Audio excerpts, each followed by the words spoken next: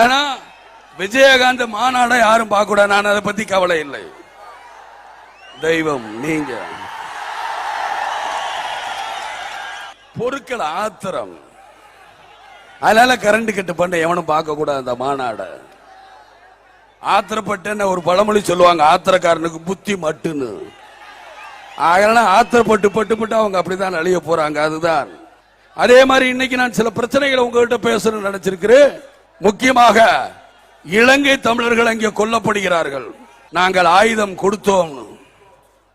2007 சொல்றார் ஒரு மந்திரி,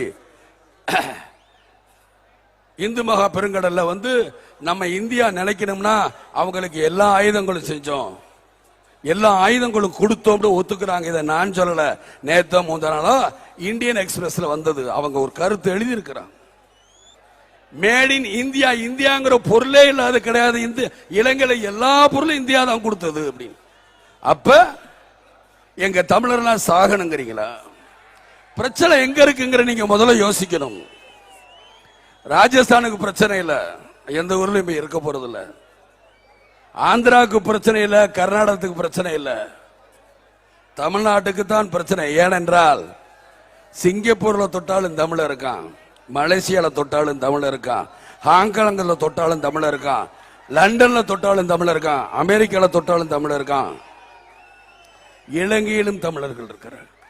ஆக இது என்ன சென்சிட்டிவான பிரச்சனை. ஒரு பிரச்சனை வந்தா தமிழர்களுக்காக எல்லாரும் பேச வேண்டி வரும். எனக்கும் இலங்கை தமிழர்களுக்கும் என்ன இருக்குன்னு உங்களுக்கு என்ன தெரியும்? யாருக்கும் தெரியாது. எவ்வளவு உதவிகள் பண்ணிருக்கேன்னு எனக்கு தெரியும்.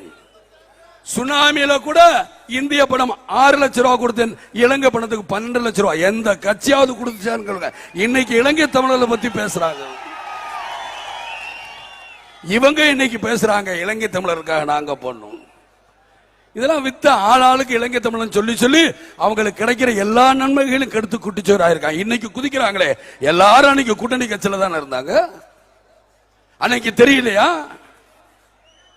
2006 பிரணாப் முகர்ஜி பேசினார், 2008 ராணுவ அதிகாரி பேசினார்.